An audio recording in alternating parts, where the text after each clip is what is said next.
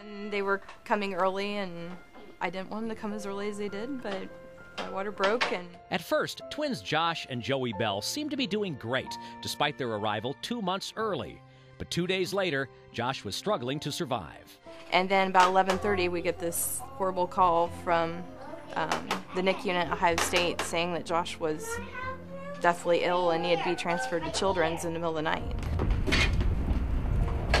When I saw him, there was just like 10 machines and 10 medications going into him.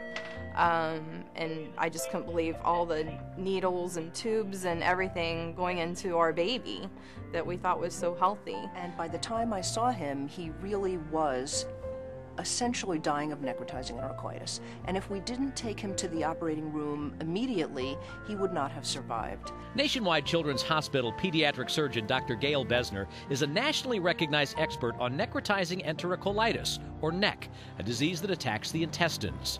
Josh's odds surviving it were 50-50. Dr. Besner had to remove most of his small intestine.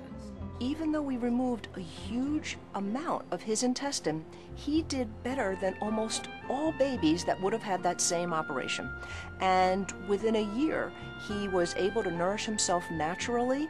After 4 months in the neonatal intensive care unit at Nationwide Children's and more surgeries. Okay, 1, 2, cheese! Cheese! Today, Josh is 4 years old and is caught up with his twin brother Joey. Josh's mom gives thanks to Dr. Besner. I think she humanly saved my son's life. I can't help from getting emotional. So I'll never forget her for that. Now watch this. Tell me what I'm drawing. You tell me if you can tell. What is it? Come on, I'll bet you know. I'll bet you know.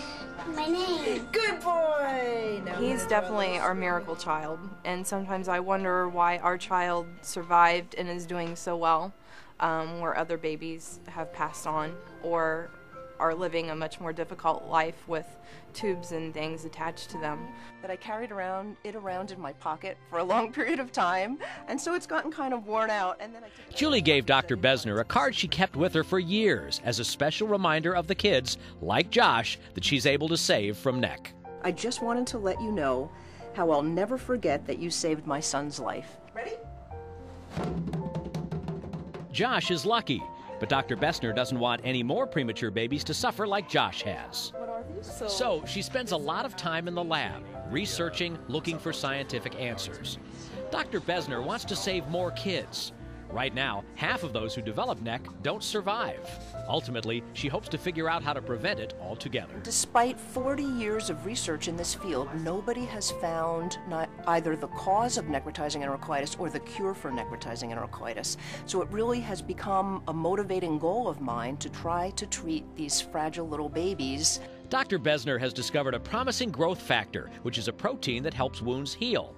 And her team is trying to figure out if that growth factor can help protect the intestines against NEC. Thank God there's people like her out there, and this hospital is full of them, that love children and love what they do and almost put that ahead of their own lives and their own families, just to make other people's lives better. He's a pretty stout boy. He's very active, and believe it or not, they're best friends. But they have their moments. For this family, even these moments are cherished. Every day they have moments together as a family. It's special because they know this family picture could look very different. Everything worked out so well for Josh.